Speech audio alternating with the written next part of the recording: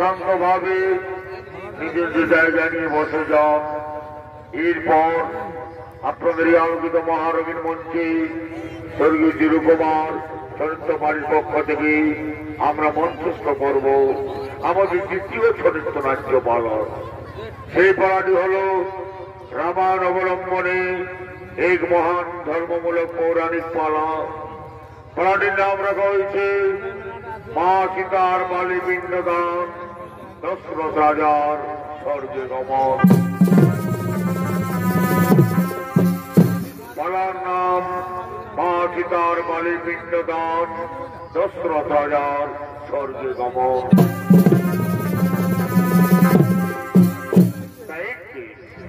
চাইলুম ভ্রমণী এবং গাড়িতে জ্ঞানমতি জল বিবাদে ক্লান্ত হয়ে তারা ছুটে চলে আসছে।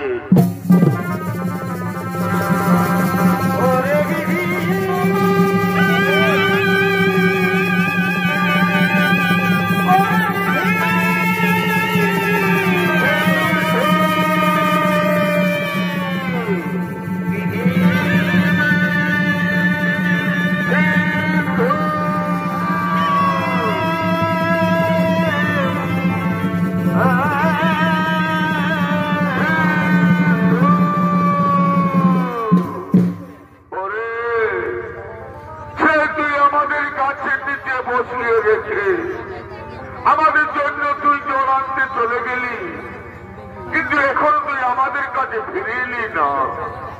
আমরা যা সহ্য করতে পারি না রে, আমাদের জল পিপাসায় বুক ফেটে যায়। ওরে সিন্ধু, কেন তুই এখন তুই আমাদের কাছে ফিরে আসছিস না? সিন্ধু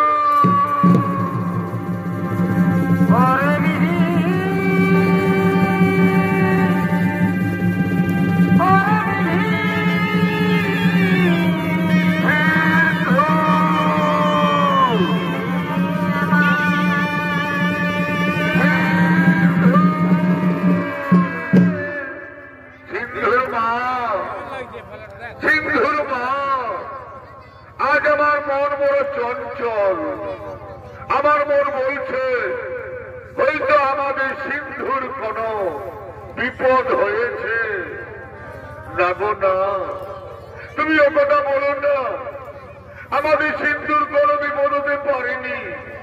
সে আসবে, সে আমাদের কাছে জল নিয়ে আসবে, আমাদের জল খাওয়াবে, আমরা প্রাণ ফিরে পাবো।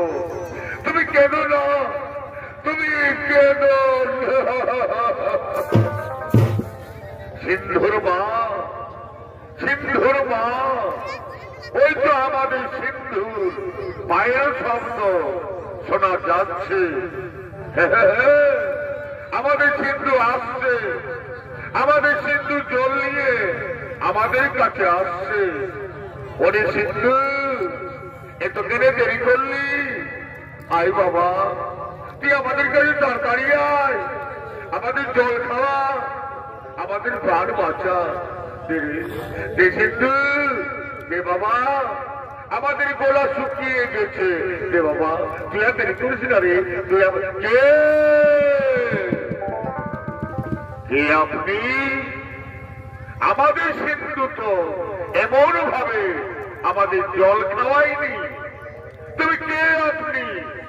পরিচয় দেন, তা না হলে অভিশাপ দেব। মুনিবর, আমি অযোধ্যার মহারাজ দশরথ।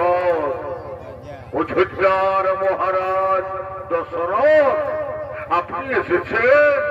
হে রাজন, আমাদের সিন্ধুর সাথে আপনার কি দেখা হয়েছে? আমাদের সিন্ধু গেছিল ওই নদীর পারে জল আনতে, তার সাথে আপনার কি দেখা হয়েছে? মুনিবর, আজ আমি মহাপাপী। মুনিবর, আজ আমি মহাপাপী। রাজা দশরথ। কেন রাজা, কি পাপ করছো তুমি? আমাদের কাছে বলো, কি পাপ করেছো তুমি? মুনিবর, আপনাদের সিন্ধু ওই নদীতে জল তুলতেছিল, আমি অমৃগীর অপেক্ষা করে বসেছিলাম। আমি মনে মনে ভাবলাম হয়তো কোন হরিণী জল পান করছে। আমি আর কাল বিলম্ব না করে আমি আমার সপ্তবেদী পান নিক্ষেপ করি, আর সেই মানে আপনাদের সিন্ধুকে আমি হত্যা করেছি। মুনিবর, আমি হত্যা করেছি।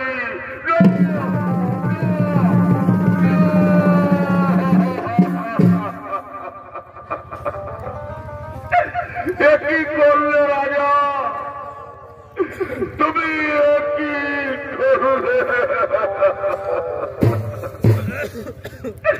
তুমি আজ অন্ধ পিতা মাতার একমাত্র সন্তানকে এই পৃথিবী থেকে কেড়ে নিলে কে আমাদের জল খাওয়াবে, কে আমাদের পথে পথে নিয়ে ঘুরবে, কে আমাদের মুখে অন্ন তুলে দেবে? তুমি আজ একটি প্রাণ কেড়ে নাওনি রাজা, তুমি আজ তিনটা প্রাণ এই পৃথিবী থেকে কেড়ে নিলে। তুমি মহাপাপী রাজা, তুমি মহাপাপী, তুমি মহাপাপী। হে রাজন, আজ আমরা যেমন আমাদের পুত্র শোকে হাহাকার করতে করতে আমরা প্রাণ ত্যাগ করব, ঠিক একদিন তুমিও তোমার পুত্র শোকে হাহাকার করতে করতে প্রাণ হারাবে রাজা। এই হল অন্ধমুনির অভিশাপ। হে মুনিবর, আপনার অভিশাপকে আশীর্বাদ মনে করে আমি মাথা পেতে নিলাম, কিন্তু হে মুনিবর, আমার যে কোনো পুত্র সন্তান নেই। আমি যে পুত্র, আমি যে আটকুড়া রাজা মুনিবর, আমি যে আটকুড়া রাজা দশরথ। কি বললে, কি বললে রাজা? তোমার পুত্র সন্তান নেই? না, হতে পারে না। অন্ধমুনির অভিশাপ কোনদিন বৃথা যাবে না। অচিরে তোমার গৃহে 4টি সন্তান হবে, আর সেই সন্তানের শোকে তুমি একদিন প্রাণ হারাবে রাজা। এই হল অন্ধমুনির অভিশাপ। হে রাজন, কোথায় তুমি আমাদের সিন্ধুকে তীরে বিদ্ধ করেছ? তুমি আমাদের সিন্ধুর কাছে একবার নিয়ে চলো।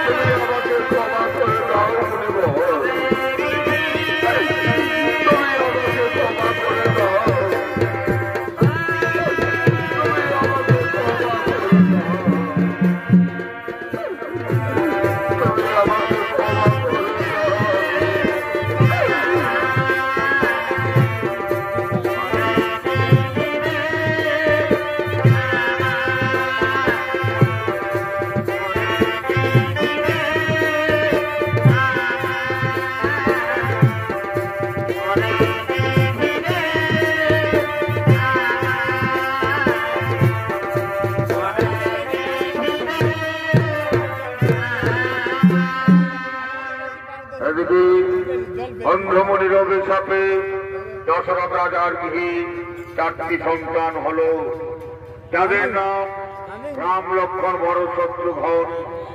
তারা ধীরে ধীরে সর্ববিদ্যায় পারদর্শী হলেন। রামচন্দ্র তারকা রাক্ষসীকে বধ করলেন, হরিয়া উদ্ধার করলেন, ঘর ভঙ্গ করলেন।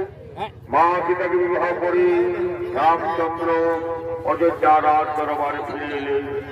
এদিকে অযোধ্যা রাজ দরবারে মহারাজ দশরথ এবং তার মন্ত্রী সেনাপতিগণ আগমন করছিলেন।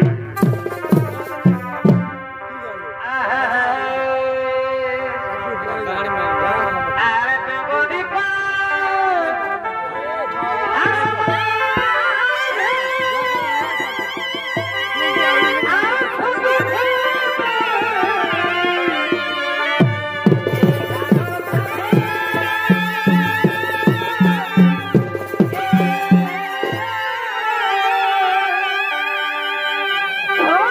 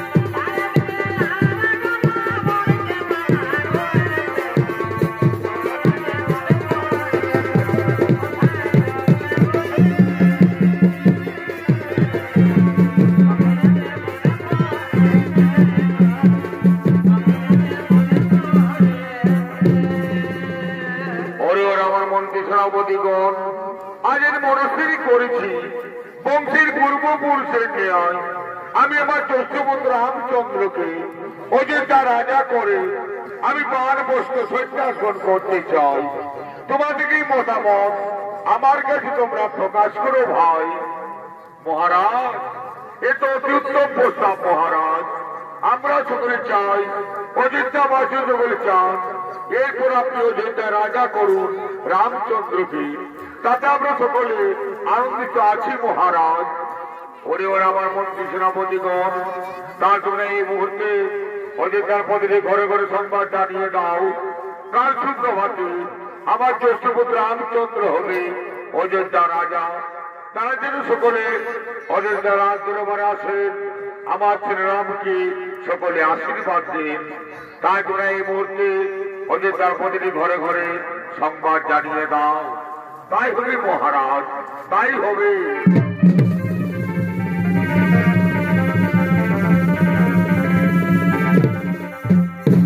এদিকে অযোধ্যার প্রতিটি ঘরে ঘরে সংবাদ জানাতে পাঁচকার আগমন করছে।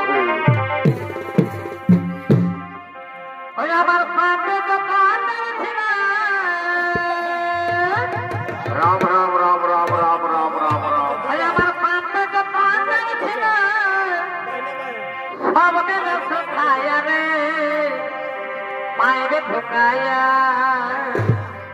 বাবলু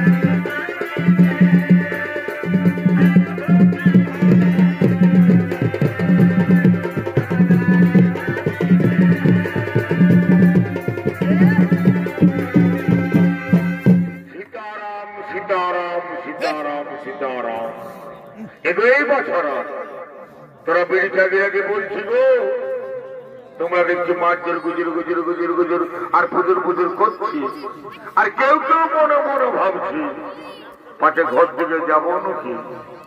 এই জন্য আমাদের পুরুলিয়ার কবি গান লিখেছে গো, যে ব্রিটিশের মন বুঝা বড় যায়। সেই দাদারা, তোমরা জানো তোমাদের কাছে আমি কেন এসেছি? তোমরা প্রচুর জানো। তোমরা হয়তো মনে মনে ভাবছো যে তোমাদের গ্রামে কাজ ফুটবল খেলা হবে। ভালো করে মরবে, আমার মনে সালা মদ গাঁজা দিলছে খায়ে সব ভুলিয়ে যাচ্ছে।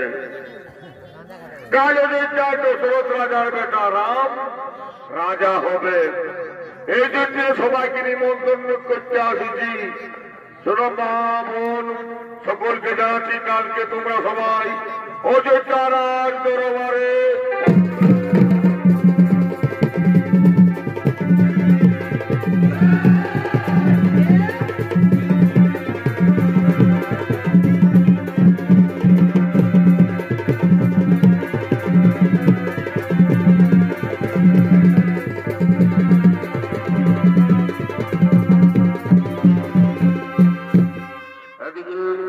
অযোধ্যার অন্তপুরে মহারানী কৈকেয়ী এবং তার দাসীগণ আগমন করছে।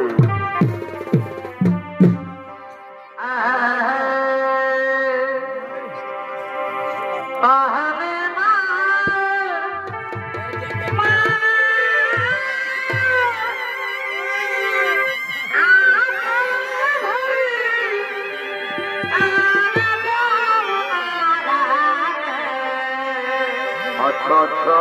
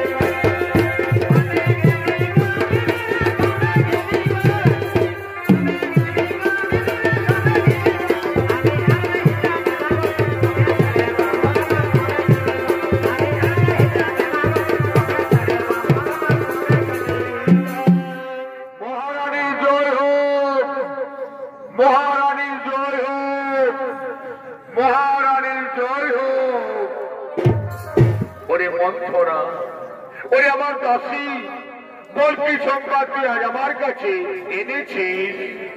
মহারানী, কাল অযোধ্যা রাজা হবে রামচন্দ্র, এই সংবাদ আমি তোমার কাছে এনেছি। ওরে মন্থরা, একটু অতি আনন্দের সংবাদ তুই আজ আমার কাছে এনেছি। অযোধ্যা রাজা হবে রামচন্দ্র, এই থেকে আমার কাছে কি আনন্দের সংবাদ হতে পারেনি মন্থরা? এই যে আমার গোড়া রত্নহার, তোকে আমি পুরস্কারে পুরস্কৃত করলাম। ছিছি মহারানী, রাম রাজা হবে আর তোমার তো আনন্দ কিসের? নারে মন্থরা, তুই কথা আমার বলিস না। রাম আমার জ্যেষ্ঠ পুত্র, সে আমাকে সর্বক্ষণ মামা বলে ডাকে, তাই রাম রাজা হলে আমার কোনো দুঃখ নেই রে মন্থরা। মহারানী, তুমি ভেবে দেখো, রাম রাজা হলে ভরত হবে রামের দাস, আর তুমি হবে কৌশল্যার দাসী। তার থেকে তোমার মৃত্যু অনেক ভালো রানী। তুমি মরে যাও, তুমি মরে যাও। নারে মন্থরা, তুই কথা আমাকে বলিস না। রামকে আমি ভরতের থেকেও অনেক ভালোবাসি, সে আমাকে সর্বক্ষণ মামা বলে ডাকে, তাই রাম রাজা হলে আমার কোন দুঃখ নেই রে মন্থরা। মহারানী, তুমি ভেবে দেখো, আর তুমি যদি আমার কোথায় চলো, তবে আমি তোমার ছেলে ভরতকে অযোধ্যা রাজা করে দেব। কেমন করে? কেমন করবে দাসী আমার ছেলে ভরত অযোধ্যা রাজা? বল তুই, কেমন করে হবে আমার ছেলে ভরত অযোধ্যা রাজা?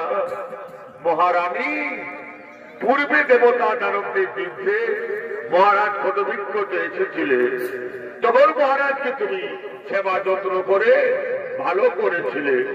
তখন মহারাজ তোমাকে দুটি বর দিতে চেয়েছিল, আজ তুমি মহারাজের কাছে সেই দুটি বর চেয়ে নাও। এক পরে করো তোমার ছেলে ভরতকে অযোধ্যা রাজা, আর এক পরে করো রামকে 14 বছর বনবাসী। হেরে মন্থরা, আজ আমি তাই করবো। আজ আমি মহারাজের কাছে দুটি বর চাইব। এক পরে করবো আমার ছেলে ভরতকে অযোধ্যা রাজা, আরেক পরে করব রামকে 14 বছর বনবাসী।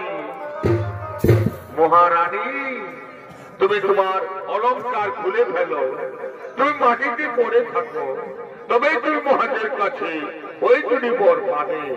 ওই তো মহারাজ তোমার কাছেই আসছে। এখন আমি আসি রানী, এখন আমি আসি। মহারানী, মহারানী, মহারানী। একই রানী, কেন আনন্দের দিনে মাটিতে পড়ে আছো? কেন তোমার সর্বাঙ্গ অলঙ্কার নেই? কেন তোমার চোখে শ্রাবণের ধারা বইছে? তোমার কি কোন অসুখ করেছে, নাকি তোমাকে কেউ কোনো করেছে অপমান? না রাজা, না, আমার করেনি কোন অসুখ, আমাকে কেউ কোনো করেনি অপমান। আজ আমি নিজের জ্বালায় মরতে চাই রাজা। এই কইকেই আরো চিন্তায় বেঁচে থাকবে না রাজা। তুমি কইকেইকে মরতে দাও, তুমি কইকেইকে মরতে দাও। না রানী, না, আমি তোমাকে মরতে দেব না। তুমি আমার নয়নের মণি, তুমি আমার অন্তরের আলো, তুমি আমার সর্বশ্রেষ্ঠ রানী। আমি তোমাকে সমস্ত রানীর থেকে ভালোবাসি রানী। তাই বলো, আজ আনন্দের দিনে তুমি আমার কাছে কি চাও? তুমি আমার কাছে যা চাইবে আমি তোমাকে তাই দেব হাসি মুখে। রাজা, তোমার মনে আছে পূর্বে দেবতা দানবদের যুদ্ধে তুমি ক্ষতবিক্ষত এসেছিলে, তখন আমি তোমাকে সেবা যত্ন করে ভালো করেছিলাম। তখন তুমি আমাকে দুটি বর দিতে চেয়েছিলে। আজ আমি তোমার কাছে সেই দুটি বর চাই রাজা। বলো, তুমি আমাকে সেই দুটি বর দেবে? রানী, আমি আমার রামের নামে শপথ নিয়ে বলছি, তুমি আমার কাছে যা চাইবে আমি তোমাকে তাই দেব। বলো রানী, বলো তুমি আমার কাছে কি পেলে আজ আনন্দিত হবে? রাজা, আমি চাই এক করে করুন আমার ছেলে ভরতকে অযোধ্যা রাজা, আর এক করে করুন রামকে 14 বছর বনবাসী।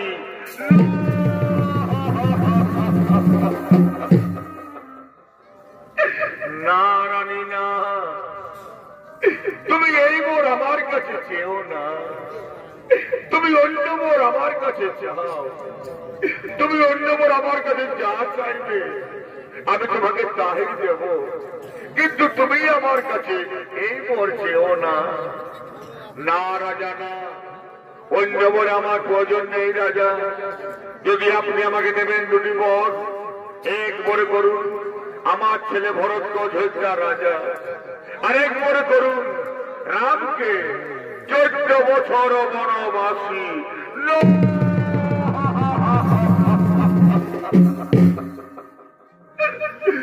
কোথায় বজ্র তুমি? মস্তকে এসে পড়ো আমার, চূর্ণ বিচূর্ণ করে দাও দেহ আমার। এই কথা শোনার পূর্বে আমার মৃত্যু হলো না কেন? আমার মৃত্যু হলো না কেন? রানী, আমি তোমার কথায় হয়তো ভরতকে অযোধ্যা রাজা করে দেব, কিন্তু তুমি আমার রামকে বনে দিও না রানী। তুমি আমার রামকে বনে দিও না। রাম বিনা দশরথ রাজা বাঁচবে না রানী, তাই তুমি আমার রামকে মনে দিও না। তুমি আমার রামকে মনে দিও না। পিতা, পিতা, পিতা, একই পিতা কেন সিংহাসন ছেড়ে মাটিতে পড়ে আছে? কি হয়েছে আপনার? কেন আপনি আমার সাথে কথা বলছেন না? মা, মাগো, তুমি তো সকলেই জানো মা, কি হয়েছে আমার পিতা? কেন উনি আমার সাথে কথা বলছেন না? ওরে রাম, তোর পিতা আজ আমার কাছে অঙ্গীকার আবদ্ধ। আজ আমি ওনার কাছে 2টি বর চেয়েছি, এক করে করতে হবে আমার ছেলে ভরতকে অযোধ্যা রাজা, আরেক করে হবে তুমি 14 বছর বনবাসী। মা, এই কথা মা, এই জন্য আমার পিতা পড়ে আছেন মাটিতে। না পিতা না, উঠুন আপনি, সিংহাসন গ্রহণ করুন। ভরতকে কোন অযোধ্যা রাজা, রাম হবে 14 বছর বনবাসী। হে পিতা, আজ আমার কি পরম সৌভাগ্য যে আমি আমার পিতা মাতার ঋণ শোধ করতে আমি চলে যাব 14 বছর বনবাসে। বিদায় পিতা, বিদায় মাতা, বিদায় অযোধ্যাবাসী, তোমরা আমাকে বিদায় দাও। রাম, তুই আমাকে ছেড়ে যাস রে রাম, তুই আমাকে ছেড়ে যাস। বিদায় পিতা, বিদায় মাতা, বিদায় অযোধ্যাবাসী। রাম,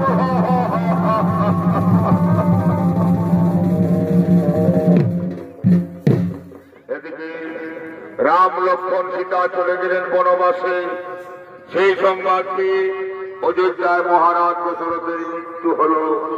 এদিকে রাম লক্ষ্মণ সীতা চিত্রকূট পর্বতে আগমন করছে।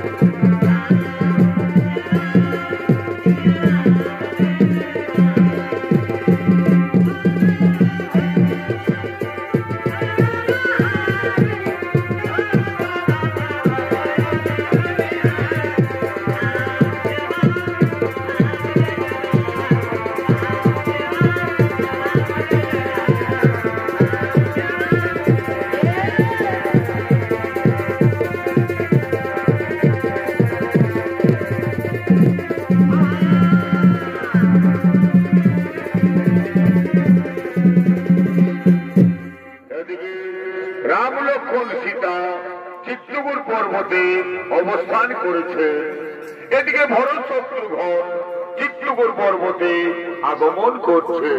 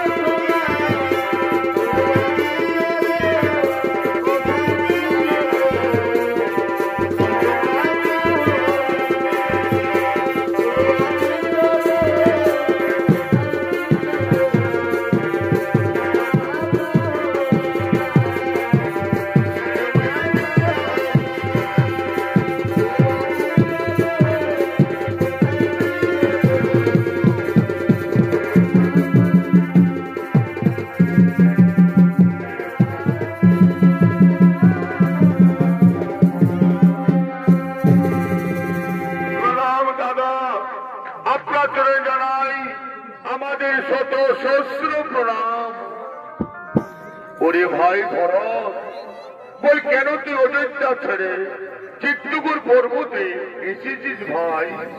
দাদা, আপনি অযোধ্যায় শূন্যকার হয়ে গেছে দাদা।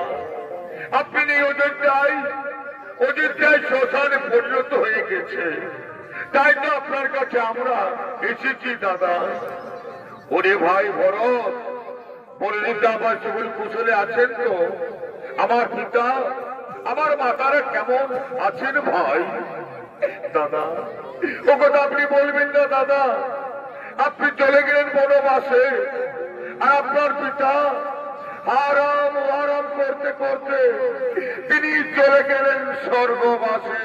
পিতা, ওরে ভাই ভরত, একই কথা শোনালে রে ভাই আজ আমাকে, একই কথা শোনালে রে ভাই আমাকে। দাদা, আপনাকে নিয়ে যেতেছি আমি অযোধ্যায়, আপনি আমার সাথে ফিরে চলুন। তা নাহলে ভরত আপনার সামনে প্রাণ ত্যাগ করবে। না রে ভাই ভরত, তুই কথা আমার বলিস না। আমি যে পিতৃসত্য পালনের জন্য 14 বছর এসেছি বনবাসে। আমি যদি অযোধ্যায় ফিরে যাই তবে সূর্য বংশের নামে কলঙ্কিত হবে। ওরে ভাই, তুই আমার আদেশে অযোধ্যায় ফিরে যা ভাই। দাদা, আপনার কথা আমি অমান্য করতে পারি না দাদা, কিন্তু আমি অযোধ্যায় ফিরব না। আমি ফিরব নন্দী গ্রামে। আপনার পায়ের পাদুকা আমার মস্তকে তুলে দিন, নিয়ে যাব নন্দী গ্রামে। সিংহাসনে বসাব আপনার পাদুকা, আপনার পাদুকায় হবে রাজা। আমি কেবল উপলক্ষ মাত্র। ওরে ভাই, এই কথা, এই না আমার পায়ের পাদুকা। দিন দাদা, দিন আমার মস্তকে তুলে আমি নিয়ে যাব নন্দী গ্রামে। দাদা, আজ ভরতের শেষ নিবেদন। আমি এক এক দিন গুনে গুনে 14 বৎসর পার করব। যেদিন 14 বৎসর পূর্ণ হবে, সেদিন যদি আপনাকে আমি না দেখি অযোধ্যায়, সেদিন আমি ভরত পৃথিবীতে বেঁচে থাকবি না দাদা। সেদিনে ভরত মরবে, তাকে কে রক্ষা করতে পারবে না। ওরে ভাই ভরত, আজ আমি তোকে কথা দিলাম রে ভাই, যেদিন 14 বৎসর পূর্ণ হবে, সেই দিন আমি অবশ্যই ফিরবো অযোধ্যায়। এবার তুই ফিরে যা ভাই। বিদায় দাদা, বিদায় দাদা।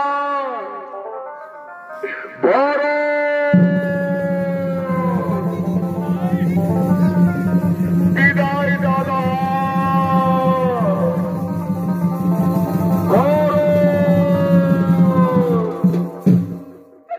ওরে ভাই লক্ষণ, বড় চলে গেল রে ভাই। তার কাছে আমরা জানতে পারলাম আমাদের পিতা চলে গেছেন স্বর্গবাসে। তাই তো পুত্রের কর্তব্য হলো পিতাকে পিণ্ড দান করা। ওরে ভাই, আজ আমরা ভিখারি, আজ আমরা অরণ্যের মাঝারে মুনি পত্নীদের কাছে গিয়ে ভিক্ষে করব, তারপর আমরা আমাদের পিতাকে পিণ্ড দান করব। সীতা, তুমি এই ফাল্গুন নদীতে বসে অপেক্ষা করো, আমরা এখন ভিক্ষে করে তোমার কাছে ফিরে আসবো। হে প্রভু, আপনি চলে যান ভিক্ষার্থে, আমি আপনার অপেক্ষায় বসে থাকবো প্রভু। আমি ঘরে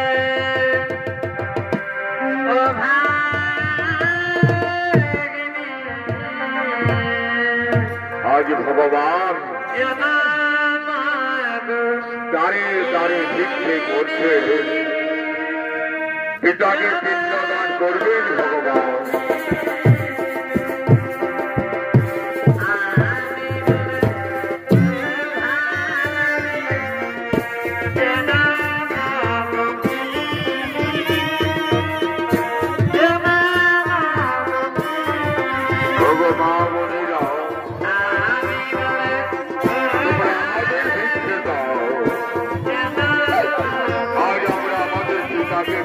দান করবো, তোমরা আমাদের ভিক্ষে দাও।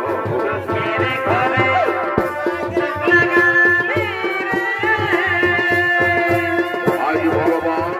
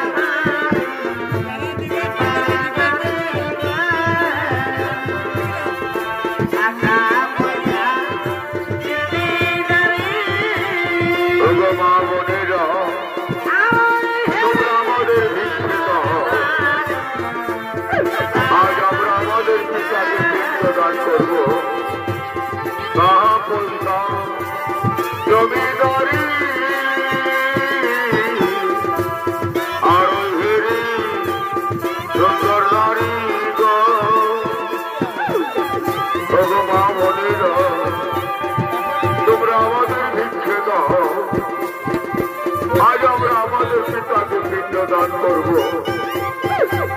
আজ আমরা আমাদের পিতাকে পিণ্ডদান করব।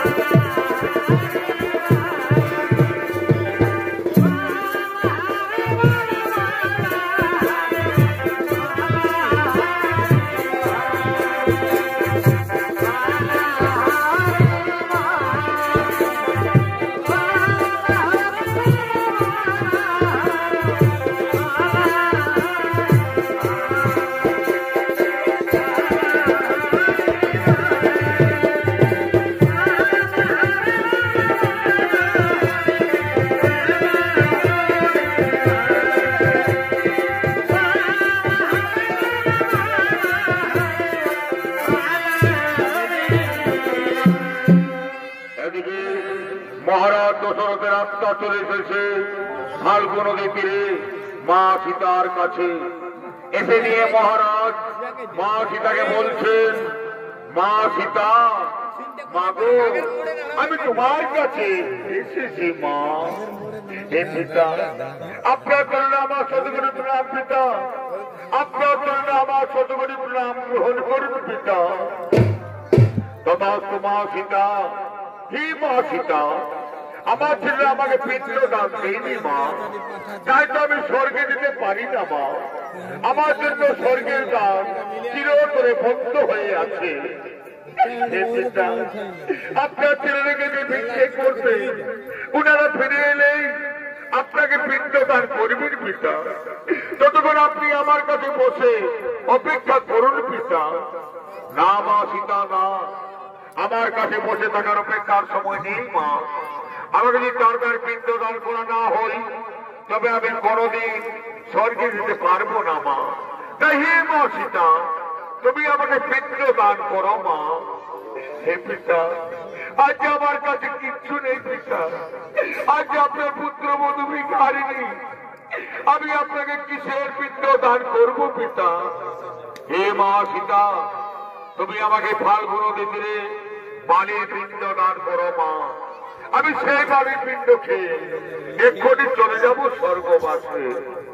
হে পিতা, হে, আজ আমি তাই করবো পিতা, আজ আমি আপনাকে বালির পিণ্ড দান করবো পিতা। সাক্ষী থাকে থাকে আমার, সাক্ষী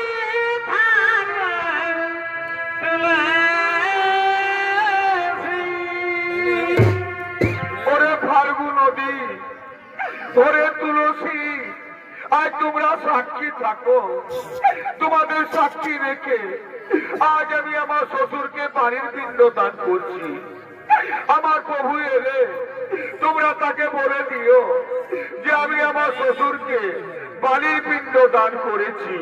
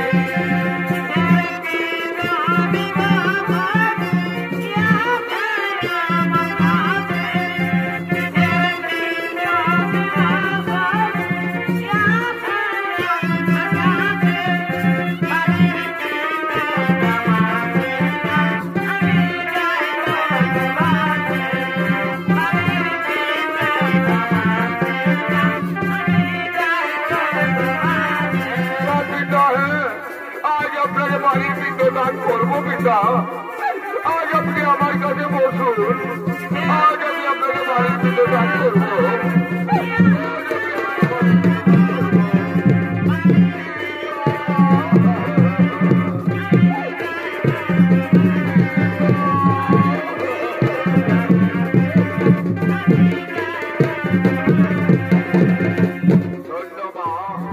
ধন্যবাদ সীতা, তুমি আমাকে বাড়ির পিণ্ড দান করলে মা।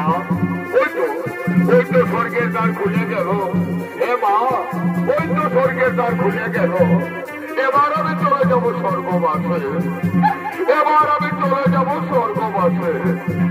এবার তুমি আমাকে বিদায় দাও মা। এবার তুমি আমাকে বিদায় দাও।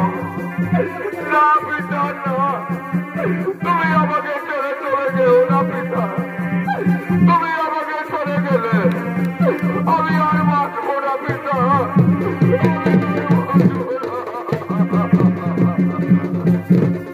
উপায় নেই মা, উপায় নেই মা সীতা। আর আমি তোমার কাছে থাকতে পারবো না মা। আর আমি তোমার কাছে থাকতে পারবো না। এবার তুমি আমাকে বিদায় দাও মা। এবার তুমি আমাকে বিদায় দাও মা। এবার তুমি আমাকে বিদায় দাও।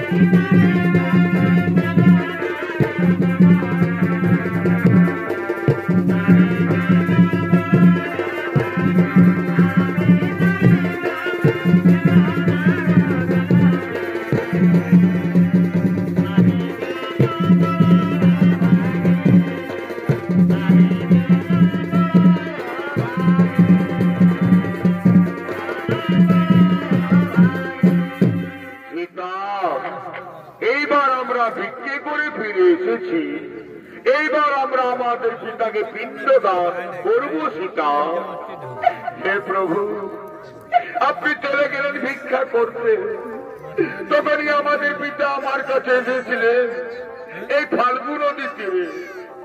এসে উনি আমাকে পানির পিণ্ড চাইলেন, আমি ওনাকে পানির পিণ্ড দান করলাম, আর উনি চলে গেলেন স্বর্গবাসে। সীতা, কেন তুমি আমার কাছে মিথ্যা কথা বলছো? আমার পিতা তো এইখানে আসতে পারেননি। সীতা, না না প্রভু, না, আমি মিথ্যে কথা বলিনি প্রভু। আমি আপনার শপথ নিয়ে বলছি, আমাদের পিতা আমার কাছে এসেছিলেন, আমি উনাকে পানির পিণ্ড দান করলাম, আর উনি চলে গেলেন স্বর্গবাসে। সীতা, তুমি যে আমার পিতাকে পানির পিণ্ড দান করেছো, তোমার কাছে কেউ কি সাক্ষী আছে? আছে প্রভু, আমার কাছে ফাল্গু নদী সাক্ষী আছে। ওরে ফাল্গু নদী, তুই তো দেখেছিস, তোর সামনে তোকে সাক্ষী রেখে আমি আমার শ্বশুরকে পানির পিণ্ড দান করেছি। তুমি এই কথা আমার প্রভুকে বলে দাও, তুমি আমার মার রক্ষা করো, তুমি আমার মার রক্ষা করো। না সীতা, না, আমি মহারাজ দশরথকে এইখানে আসতে দেখিনি। কি বললে, কি বললে রে ফাল্গু নদী? তুমি দেখে নিও আমার প্রভুর কাছে মিথ্যা কথা বলে দিলে, তুমি দেখে নিও আমার প্রভুর কাছে আমাকে মিথ্যা বাণী সাজালে। ওরে ফাল্গু নদী, আজ আমি তোমাকে অভিশাপ দেব, তোর জোর কোটির উপরে পড়বে না, তুই হবে অন্তঃশিলা, তোকে কুকুর শিকার পার হবে, এই আমার অভিশাপ তোমাকে। বলো সীতা, আর কে সাক্ষী আছে তোমার কাছে? আছে প্রভু, আমার কাছে শিমল বৃক্ষ সাক্ষী আছে। ওরে শিমল বৃক্ষ, তুই তো দেখেছিস, তোর সামনে তোকে সাক্ষী রেখে আমি আমার শ্বশুরকে পানির পিণ্ড দান করেছি। তুমি এই কথা আমার প্রভুকে বলে দাও, তুমি আমার মা রক্ষা করো, তুমি আমার মা রক্ষা করো। না সীতা, না, আমি মহারাজ দশরথকে এইখানে আসতে দেখিনি। কি বললে, কি বললে রে শিমল বৃক্ষ? তুমি দেখে নিও আমার প্রভুর কাছে মিথ্যা কথা বলে দিলে, তুমি দেখে নিও আমার প্রভুর কাছে আমাকে মিথ্যা বাণী সাজালে। ওরে শিমল বৃক্ষ, আজ আমি তোমাকে অভিশাপ দেব, আজ আমি তোমাকে অভিশাপ দেব। তোর ফুলের সুগন্ধ থাকবে না, তোর ফুলের দেবতাদের পূজায় কোনদিন লাগবে না, এই আমার অভিশাপ তোমাকে। বলো সীতা, আর কে সাক্ষী আছে তোমার কাছে? আছে প্রভু, আমার কাছে মা তুলসী সাক্ষী আছে। মাগো, তুমি তো দেখেছো মা, তোমার সামনে তোমাকে সাক্ষী রেখে আমি আমার শ্বশুরকে বালির পিণ্ড দান করেছি। তুমি এই কথা আমার প্রভুকে বলে দাও, তুমি আমার মা রক্ষা করো, তুমি আমার মা রক্ষা করো।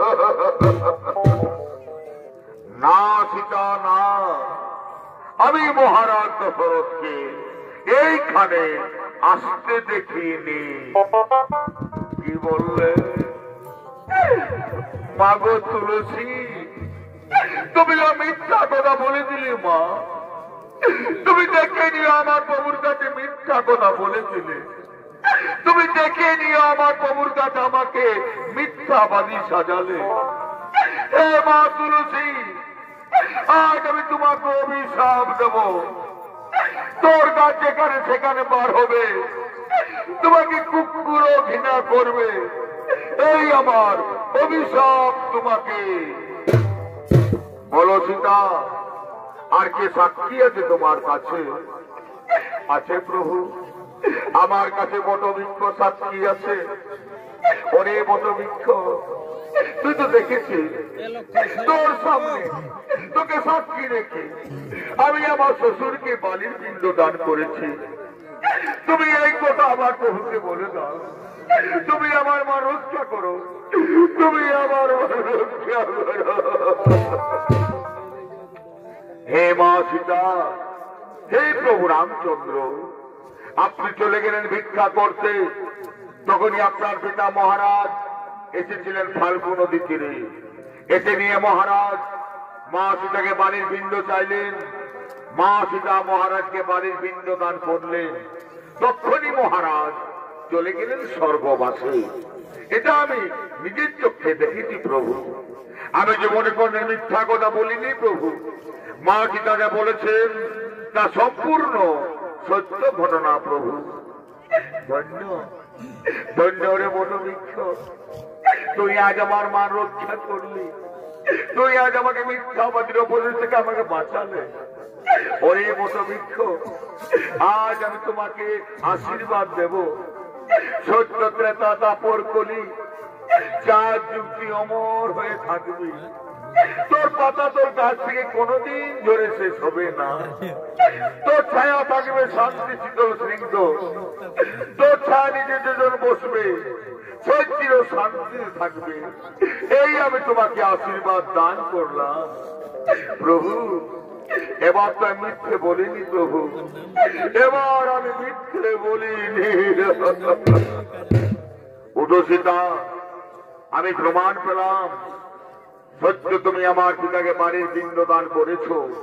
তাই নারী হয়ে জগতের বুকে পিণ্ডদান খ্যাতি যুগে যুগে মানবের মুখে অমর হয়ে থাকবে। এই আমি তোমাকে আশীর্বাদ দান করলাম। শুনো সীতা, শুনো ভাই লক্ষণ, এইবার আমরা চিত্রকূট পর্বত ছেড়ে চলে যাব পঞ্চবটি বনে। আর দুহাত তুলে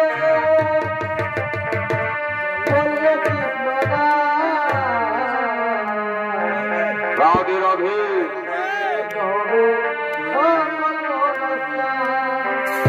সীতারাম সীতারাম। আর দুহাত তুলে বললে